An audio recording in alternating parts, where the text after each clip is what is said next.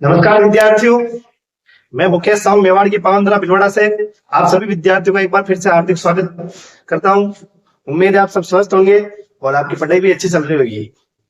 हमारे जो साथियों कुछ टॉपिक हो चुके थे, अब इसी कड़ी में एक नया टॉपिक लेंगे हम आज। 1857 की क्रांति। 1857 की क्रांति बहुत ही सरल टॉपिक है साहब, बहुत सरल। इसको बस सीधी सीधी बात है, आपको इसको रटना नहीं है, समझना है। अगर इस टॉपिक को आप समझ गए तो क्रांति कोई बड़ी बात नहीं है। क्रांति क्रांति क्रांति कई सारे बच्चे की जिंदगी में क्रांति रहती है कई बार तो ये, क्योंकि टॉपिक ही ऐसा है क्रांति। क्रांति का मतलब होता है परिवर्तन। क्या होता है? परिवर्तन। कोई चीज हो जाती है तो वो क्या जाता है? क्रांति जाती है। अगर मान लो आपकी नौकरी लग गई तो आपकी जिंदगी में भी क्या आएगी? क्रांति आएगी। क्रांति मतलब कोई देवी नहीं आएगी।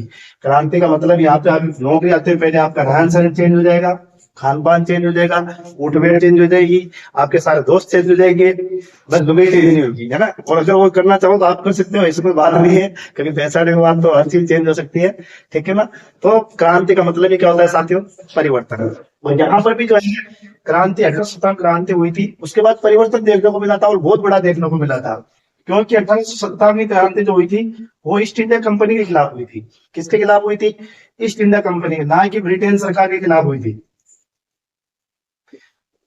तो ब्रिटेन की सरकार के खिलाफ नहीं हुई थी, दोनों ऑप्शन में मिलते हैं। तो ईस्ट इंडिया कंपनी करे तो क्रांति किसके खिलाफ हुई थी? East India company. फिर ईस्ट इंडिया कंपनी का शासन समाप्त हो जाएगा और ये पूरा भारत का जो प्रशासन था वो पहले कंपनी चला रही थी। जैसे अपने यहाँ पे है जिंदल फैक्ट्री भिलवाड़ा में, उसी तरह वो फैक्ट्री चला रही थी एक तरह से, है ना। और अब जो चलाएगी ब्रिटेन की सरकार, यानी एक तरह से मोदी सरकार चलाएगी, ठीक है ना। तो ब्रिटेन की सरकार, तो मैं बता देता हूँ। सबसे पहले तो ये देखो 1857 क्रांति हुई कब थी। तो सबसे बड़ा क्वेश्चन, सबसे आसान क्वेश्चन, 1857 क्रांति 1857 में हुई थी साथियों, है ना। कब हुई थी? 1857 में। लेकिन कहीं ना कहीं कारण रहे हुए। अब कारण देखते हैं क्या क्या है। पहले आराम से तो समझ लेना, फिर वहां पे आराम से करवा दूंगा। जब 1857 की क्रांति, कारण कई सारे रहे हैं। देखो, जैसे एक तो इतना है सामाजिक कारण। कौन सा कारण? सामाजिक कारण, राजनीतिक कारण, आर्थिक कारण, सैन्य कारण,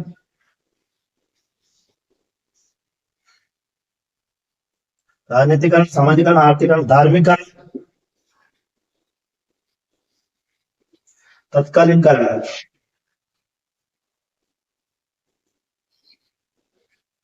और अगर लेना चाहो तो ये देखो साथियों, सबसे इंपॉर्टेंट ये अंग्रेजों की नीतियां।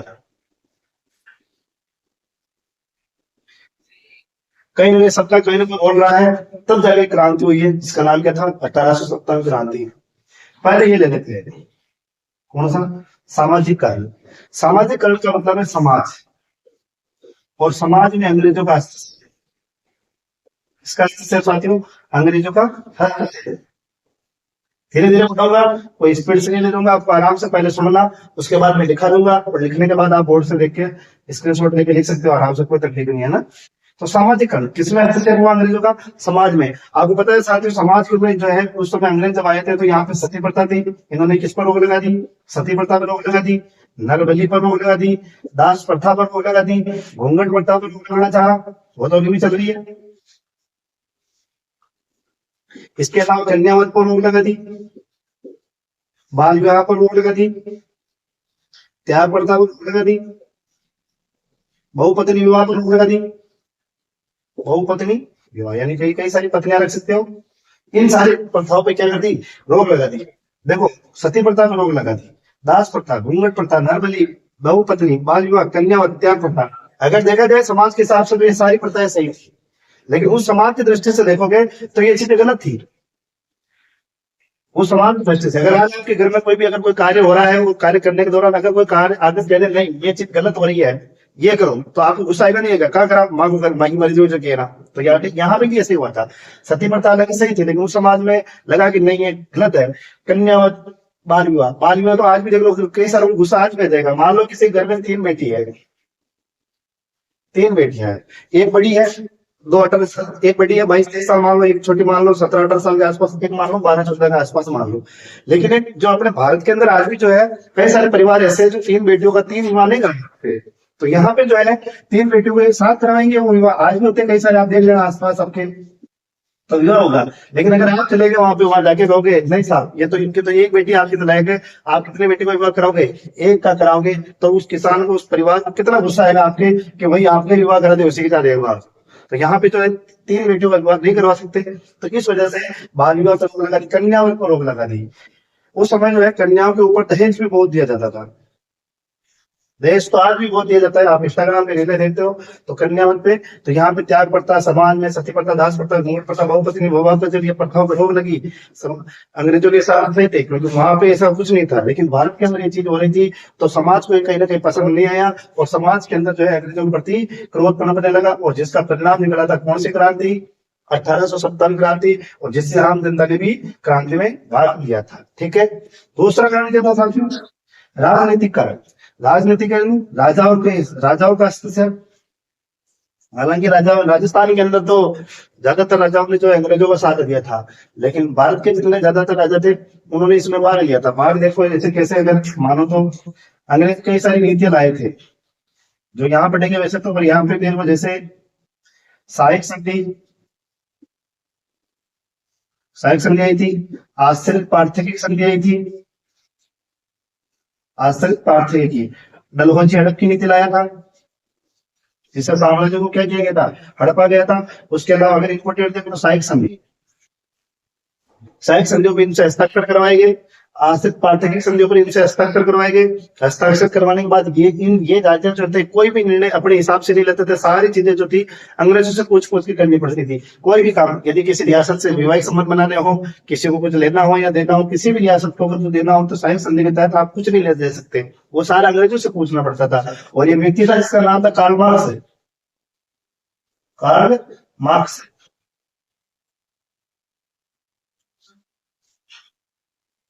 इस कार्ल मार्क्स ने कहा था कि जब जब रियासतों ने सहायक संधि पर हस्ताक्षर किए थे उन्होंने अपना अस्तित्व खो दिया था। सहायक संधि में, सहायक संधि तक होके आगे आएगा तो कार्ल मार्क्स ने क्या कहा था, स्टेटमेंट जारी किया था इन्होंने कि जिस दिन राजाओं ने सहायक संधि स्वीकार की थी उसी दिन राजाओं का अस्तित्व समाप्त हो गया। एक व्यक्ति आता है मोनरो, इसने तो और कहता है कि इन्होंने कहा कि सुरक्षा के बदले इन राजाओं ने अपना स्वाभिमान और स्वतंत्रता ही बेच दी। क्या बेच दिया, स्वाभिमान और स्वतंत्रता। ये बात किसने कही थी, मुर्मू ने कही थी कि सुरक्षा के बदले, किसके बदले, सुरक्षा के बदले। जो राजपूत एक समय में लड़ने और मारने और मरने के लिए लड़ने जाते थे, आज उन्होंने अपनी सुरक्षा के लिए अपने स्वतंत्रता और स्वाभिमान को किसको ले जाके बेच दिया, अंग्रेजों को ले जाके बेच दिया। और कार्ल मार्क्स ने कहा था जिस दिन सहायक संधि पर इन रियासतों ने, राजाओं ने हस्ताक्षर किए थे उसी दिन इन रियासतों का क्या हो चुका था, अस्तित्व समाप्त हो चुका था। ये बात कही थी कार्ल मार्क्स ने। तो राजाओं के सारे अधिकार छीन गए थे, इस वजह से सारे ज्यादातर राजाओं ने, जैसे आपने नाम सुना होगा झांसी रानी लक्ष्मीबाई, इन सारे के इनके रियासतों को हड़प लिया गया था। तो इन राजाओं राजनीतिकरण के भी थे, और राजनीतिकरण ज्यादातर यहाँ अच्छे से समझ में आएंगे, बस अभी फिलहाल मोटा मोटा याद रख लो। ठीक है साथियों, राजनीतिकरण, राजाओं का जो हस्तक्षेप था वो खत्म हो चुका था, न के बराबर हो चुका था। और ये मैं आपको बताऊंगा अभी यहाँ पे अंग्रेजों की नीतियां सहायक संधि में। तो एक दो स्टेटमेंट लिखूंगा मैं। कार्ल मार्क्स ने कहा था जिस दिन रियासतों ने सहायक संधि पर हस्ताक्षर किए थे उन रियासतों ने अपना अस्तित्व खो दिया। और मुनरो ने कहा था जब जब रियासतों ने, इन सभी रियासतों ने अपनी सुरक्षा के बदले स्वतंत्रता और स्वाभिमान को ही बेच दिया। जबकि आपको पता है भारत के अंदर तो राजपूत रियासतें, जितनी बड़ी बड़ी रियासतें थी वो सारे लड़ने के लिए जानी जाती थी, मरने और मारने के ऊपर विश्वास करते थे। लेकिन यहाँ पे अंग्रेजों के सामने इन्होंने अपना सभी स्वाभिमान स्वतंत्रता के बदले बेच दिया। ठीक है, ये थे राजनीतिक कारण। दूसरा क्या है, आर्थिक कारण। आर्थिक कारण क्या था, करों में वृद्धि। अंग्रेज मन पड़े जिसमें कर लगाए जा रहे थे, चाय कर लगा दो, कॉफी कर लगा दो, चाउमीन कर लगा दो, मंचूरियन कर लगा दो, जो दिखे जो कर लगा दो, खाओ, कोई मक्की रोटी भी कर लगा दो, मजा वही है। तो करों में जो क्या थी वहां पे वृद्धि कर दी थी, कोई सा भी कर दे लो। आम जनता पे कर लगाए जा रहे थे, अनाप शनाप लगाए जा रहे थे, भू राजस्व कर बढ़ाए जा रहे थे। कौन से कर बढ़ाए गए, भू राजस्व करों में वृद्धि कर दी गई थी। आवागमन पे कर लगा दिया गया था। कौन से, आवा कमल पे कर लगा दिया गया था। इनके अलावा शादी विवाह पे होने वाले खर्चों पर भी इन्होंने क्या लगा दिया गया था, कर लगा दिया गया था। जहां से मन पड़े अंग्रेज लूट लूट के ले जा रहे थे, तो यहाँ पे करों में क्या कर दी, वृद्धि कर दी। सीधे तौर पे एक ही चीज मान लो, आर्थिक कारण क्या है, तो करों में वृद्धि। और सुरक्षा के नाम पर रियासतों को खूब लूटा जा रहा था। दो रियासतों से संधि कर लेते थे, इधर से भी लूटते थे, इधर से भी लूटते थे। इनके अगर ये रियासत वहां को नहीं दे रही है तो ऊपर आक्रमण करवा देते थे। आक्रमण करवाने के बाद ये सारे काम मांगते थे, अंग्रेजों का बात मांगते थे। अंग्रेज फिर इससे भी और पैसा लेते थे, इससे भी और पैसा लेते थे। इसी को कहते हैं फूट डालो राज करो। क्या करो, फूट डालो राज करो। तो अंग्रेज मन पड़े जैसे कैसे कैसे सुरक्षा कर रहे थे, कैसे कैसे जहां से मौका मिल रहा था वहां से पैसे लूटने में ध्यान दे रहे थे। और ये जनता की कोई सोच ही नहीं रहा था। तो ये आर्थिक काम माने गए। सैन्य कर, सेना का अनुपात था 1:4, यानी एक अंग्रेज था, क्या था, एक तो अंग्रेज 4 भारतीय। अब मान लो 5,000 की सेना है, तो अंग्रेज कितने होंगे, 1,000। भारतीय कितने होंगे, 4,000।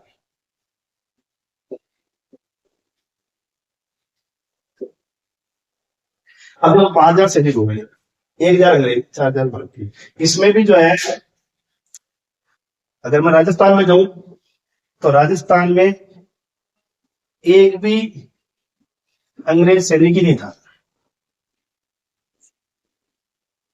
एक भी अंग्रेज सैनिक नहीं था। केवल राजस्थान में 30 अंग्रेज अधिकारी थे।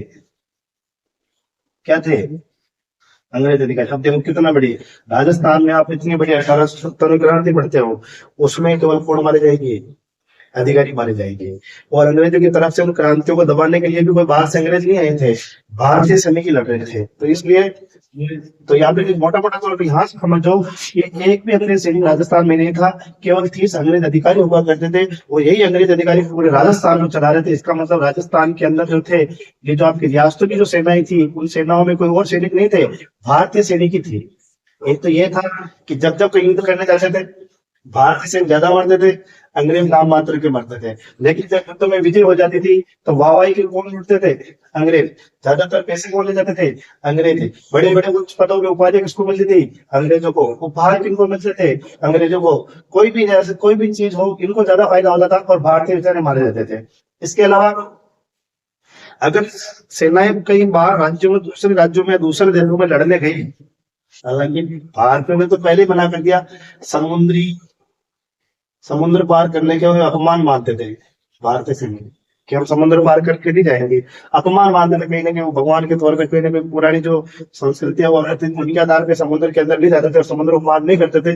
लेकिन अंग्रेजों के कहने पर, अंग्रेजों के दबाव की वजह से ये चले भी जाते थे। लेकिन इनके साथ होता क्या था, अंग्रेजों को तो अलग से वेतन भत्ता दिया जाता था। क्या दिया जाता था, वेतन भत्ता दिया जाता था। इनको पकड़े बुलाई की वर्दी की, इनके सारी चीज को सुख सुविधाएं दी जाती थी, रहने खाने पीने अलग अलग सारी। होटल होटल पूरा 5 स्टार होटल मिलता था इनको, तो उस समय का 5 स्टार होटल होंगे कोई ना कोई आदमी है। और भारतीयों के ऐसे कोई नहीं है, दरी ले जाओ, उसको बिछाओ और सो जाओ। तो ऐसे कोई व्यवस्था ही नहीं दी जाती थी भारतीयों को। एक्स्ट्रा पैसा नहीं दिया जाता था, वेतन भत्ता नहीं दिया जाता था। आने जाने का, खाने पीने का कोई सैलरी जो है अपनी जेब से देते थे। अब जब कितना अत्याचार हो रहा था, यानी कि उनकी सैलरी पे लड़ने जा। आज अगर आपको कोई कह देगा, आपके जहां आप काम करते हो कहीं, जैसे आपने काम किया होगा, आपके सेठ कह देगा जाओ कोटड़ी में सामान लेके आना, और सामान लेके तेल ताको, आना जाने का खाना तुम्हारा, पीना तुम्हारा, रहना तुम्हारा। और मान लो कोटड़ी में 2 दिन लग गए, कितने दिन, 2 दिन लग गए, तो वहां पे भी रहना खाने का खर्चा तुम्हारा। तुम्हारी सैलरी है 3,000, 3 तो कम हो जाएगी, 15,000 ले लो।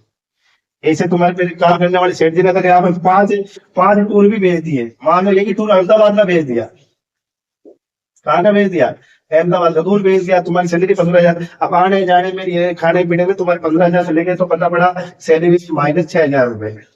कि घर से घर लो और कितने हजार रुपए टके और लो, 6,000 रुपए टके और किसको दो, सेठ जी को दो। तो इस तरह यहाँ पे वो नुकसान हो रहा था। तो यहाँ पे ऐसे ही था, भारतीय सैनिकों को कोई अलग से वेतन भत्ता नहीं दिया जाता था, सैलरी नहीं दी जाती थी, कपड़े तो लेके पैसे नहीं दिए जाते थे। जबकि अंग्रेजों को सारी सुख सुविधाएं मिल रही थी। इसलिए कहीं ना कहीं सैन्य कारण भी इम्पोर्टेंट था। हालांकि देखा जाए तो सबसे इम्पोर्टेंट सैन्य कारण ही आएगा लास्ट में, जो तत्कालीन कारण आएगा उसमें सैन्यकरण नहीं आएगा, लेकिन वहां बताऊंगा मैं, अभी यहाँ कुछ नहीं बता रहा हूँ, ठीक है ना। सैन्यकरण तो सेनाओं में स्थित, सेनाओं को कुछ अपने भारतीय सेना को कुछ नहीं दिया जाना। 1:4 था। 1:1 कौन थे तो अंग्रेज, 4 कौन थे तो भारतीय, ठीक है ना। और ज्यादातर युद्धों में, जब युद्धों में लड़ते जाते थे, तो जब युद्ध होता था, तो आपको पता है अंग्रेज किसके खिलाफ लड़ने जाएंगे भारत में? भारतीय सेना के खिलाफ ही लड़ने जाएंगे। जैसे कोई रियासत मान लो कहे कौन सी लड़े, जयपुर ही लड़े, हालांकि लेने तो नहीं चाहिए, जयपुर रियासत के खिलाफ लड़ने चाहिए। तो यहाँ पे भी कौन होंगे? भारतीय सैनिक ही होंगे। भारतीय सैनिक लड़ेंगे, क्योंकि यहाँ से अंग्रेज तो लड़ेंगे नहीं इनकी तरफ से। अब अंग्रेज आए, अंग्रेज भी बड़ी सेना लेके आए, लेकिन अंग्रेजों की बड़ी सेना में ज्यादातर थे कौन? भारतीय।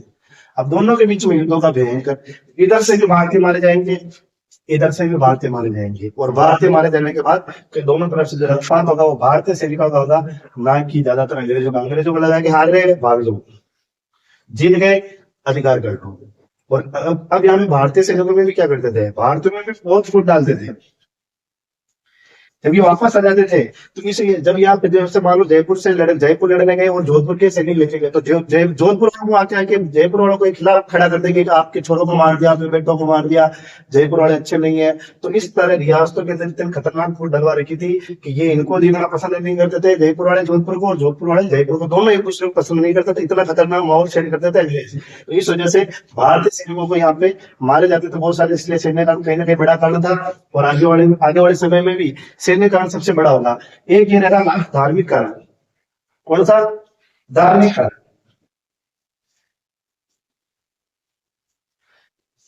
अंग्रेजों का धर्म में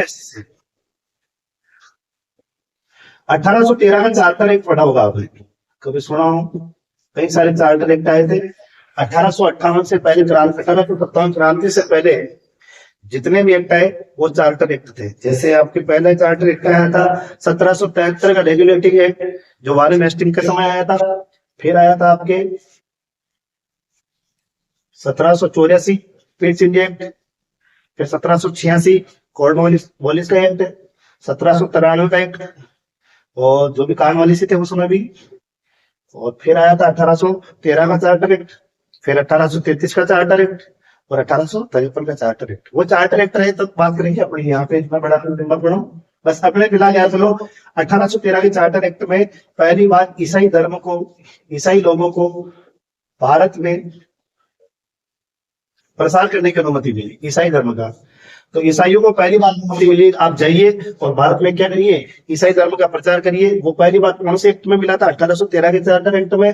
तो धार्मिक, और यहाँ पे जब ईसाई लोग आने लगे, तो ये भारतीय लोगों को हर कुछ कहने लगे कि ये धर्म, हिंदू धर्म सही नहीं है, बौद्ध धर्म सही नहीं है, मुस्लिम धर्म सही नहीं है। हर धर्म में कमियां निकालने का कार्य कर रहे थे, और कहीं ना कहीं धर्म में क्या कर रहे थे साथियों? हस्तक्षेप कर रहे थे। तो इनको धार्मिक कारण नहीं माना गया था, तो कई सारे कारण माने गए थे। सामाजिकरण हो गया, राजनीतिकरण हो गया, आर्थिक कारण हो गया, सैन्य कारण हो गए, और धार्मिक कारण हो गए। अब दो कारण और बच रहे, एक तो तत्कालीन कारण और अंग्रेजों की नीतियां। मैं पहले लूंगा आपके अंग्रेजों की नीतियां, उससे पहले एक बार ये लिख लेते हैं ताकि ये थोड़ा बड़ा हो गया तो आपको समझ में आ जाएगा, ठीक है ना साथियों? लिख लेते हैं इसको।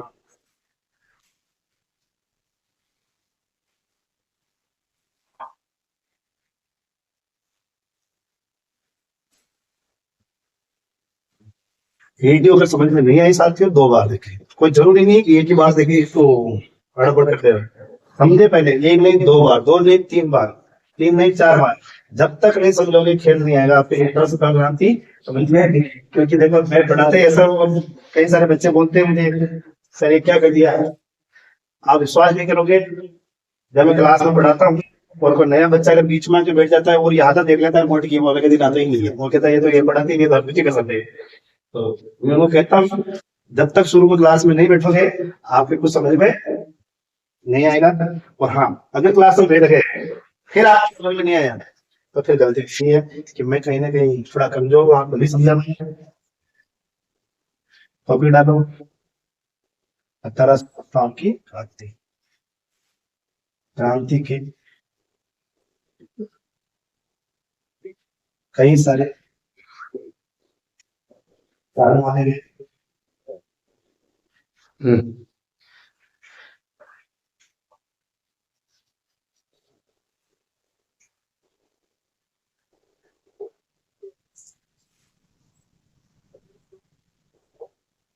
क्रांति के कई सारे कारण माने गए, जैसे सामाजिक कारण,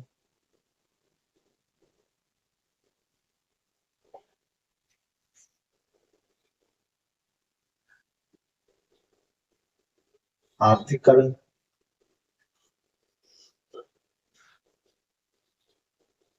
राजनीतिक कारण,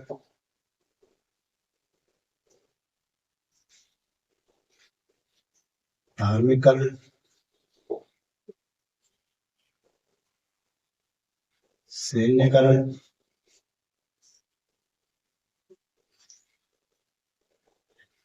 अंग्रेजों की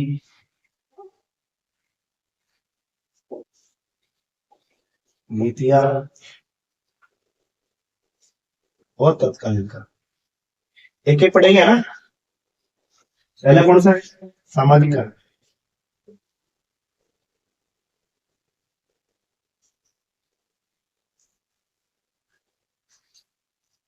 ईस्ट इंडिया कंपनी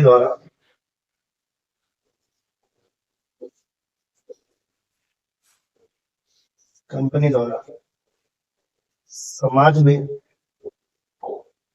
हस्तक्षेप किया गया,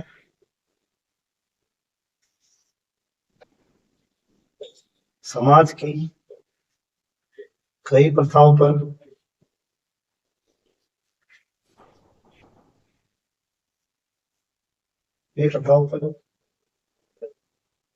रोक लगाने का कार्य किया,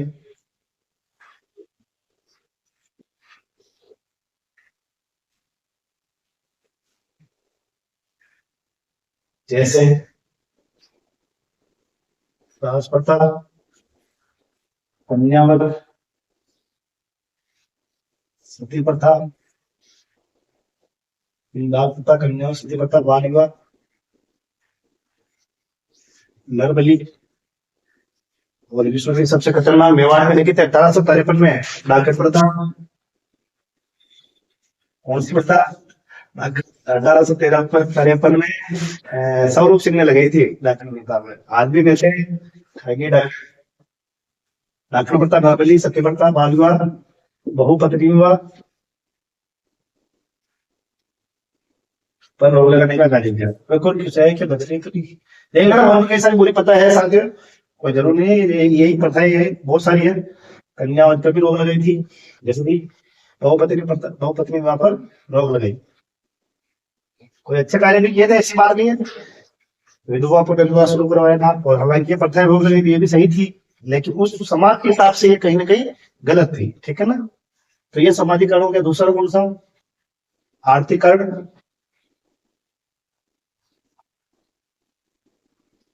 अंग्रेजों द्वारा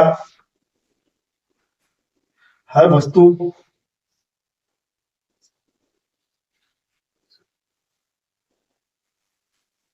खाद्य सामग्री, जमीनों, त्योहारों पर कर लगाया जा रहा था।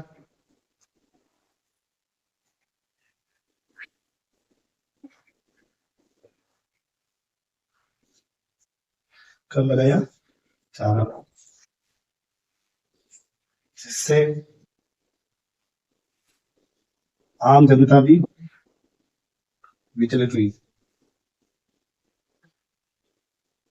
तीसरा, राजनीतिक कारण।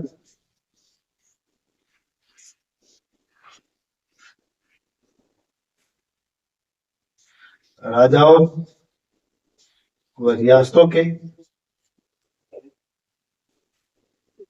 सारे अधिकार छीन लिए गए, जैसे कि रियासतों के संधियों के दौरान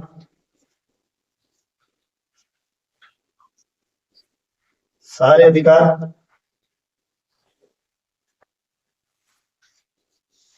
छीन लिए गए। एक लिख लो, पुत्र गोद लेने पर रोक लगा दी।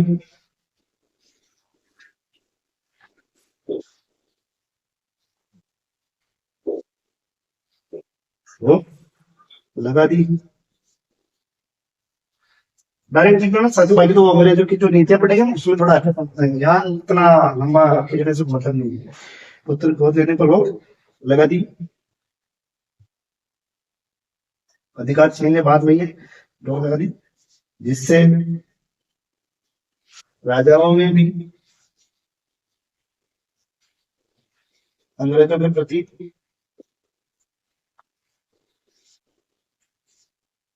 द्वेष, द्वेष देखो चाहे गुस्सा निकलो हिंदी में, गुस्सा था, ठीक है ना। ये आपके तीन कारण साथ में, ठीक है ना। स्क्रीन शॉट ले लो, आराम से नोट्स पढ़ो, कोई तकलीफ नहीं है, धीरे धीरे पढ़ेंगे। सामाजिक कारण, आर्थिक कारण, राजनीतिक कारण, धार्मिक कारण, सैन्य कारण, अंग्रेजों की नीतियां और तत्कालीन कारण, ठीक है। पहला कारण कौन सा था? सामाजिक कारण।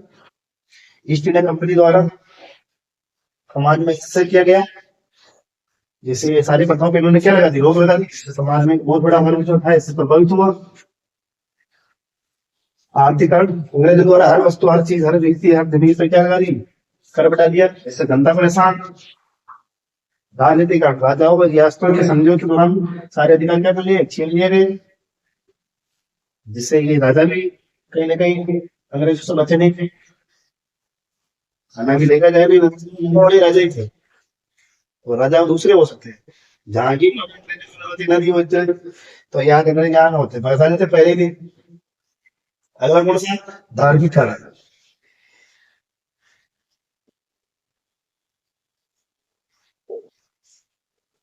1813 के चार्टर एक्ट के तहत,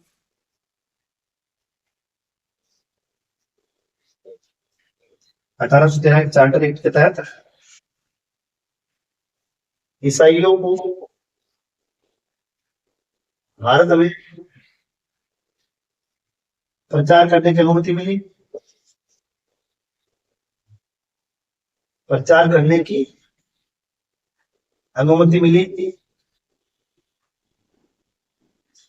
ईसाई लोग, ईसाई धर्म के लोग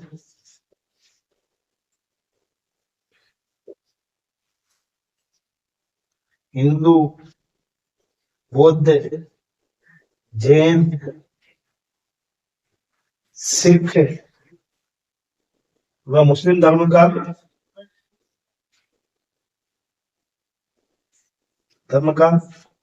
विरोध करते हैं।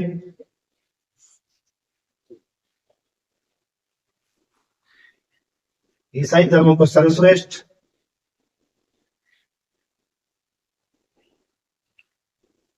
अन्य धर्म को नीचा दिखाने का प्रयास किया गया।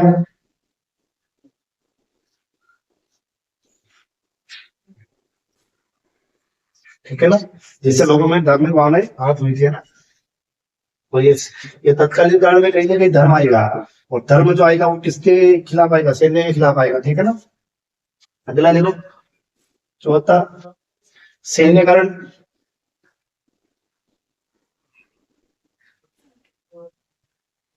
ब्रिटिश सेना में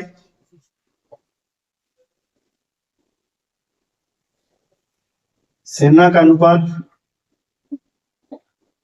1:4 था। ये कौन थे?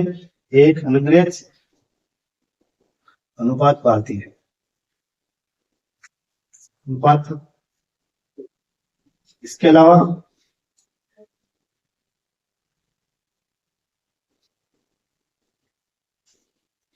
अंग्रेजों ने आंग्लीकरण की नीति अपनाई। आंग्लीकरण की नीति अपनाई। आंग्लीकरण की मतलब कि भारतीय जो थे इन नौकरी में लायक नहीं है, भारतीय को हटा दो, सबको पदों पर किसको नियुक्त कर दो? अंग्रेजों को नियुक्त कर दो। इसके अलावा अंग्रेजों ने आंग्लीकरण की नीति अपनाई। बड़े बड़े पदों पर अंग्रेजों को नियुक्त किया।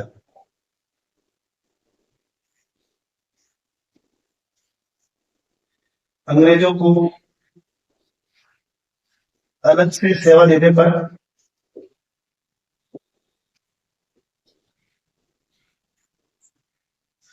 वेतन भत्ता दिया जाता था।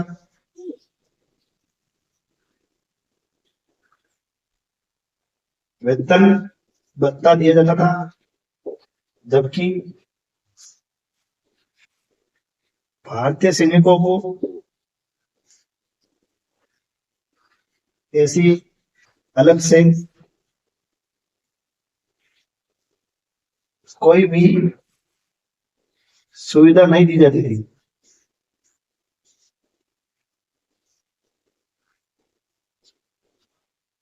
ठीक है, इसके अलावा ये कहीं बोल सकते हैं कि युद्ध में जाते तो ज्यादातर भारतीय सैनिक मृत्यु होती थी, अंग्रेज कम मारे जाते थे, दोनों तरफ से ज्यादा भारतीय जाते थे, है ना।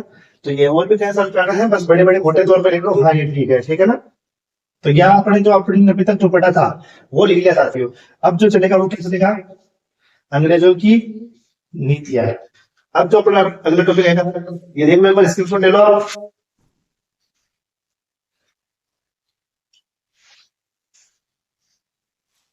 ले लिया साथियों, ठीक है साथियों। आज जो हमारी क्लास चली ज्यादा, ये अंग्रेजों की नीति थोड़ा लंबा टॉपिक है और यहाँ समझ में भी नहीं आएगा, क्योंकि ये क्लास में खुद आएगी। अगली क्लास में हम क्या करेंगे, ये दोनों टॉपिक ले लेंगे, अंग्रेजों की नीतियां और तत्कालीन कारण की ये क्रांति क्यों हुई थी, क्योंकि ये थोड़ी बड़ी है तो ये क्लास थोड़ी लंबी हो जाएगी, और लंबी हो जाती है तो थोड़ा हमें यूट्यूब पे डालने में थोड़ी प्रॉब्लम ज्यादा हो जाती है, ठीक है ना। तो साथियों आपको उम्मीद है ये क्लास अच्छी लगेगी, अगली क्लास आपके जल्दी ले आएंगे। ठीक है साथियों, जय हिंद जय भारत।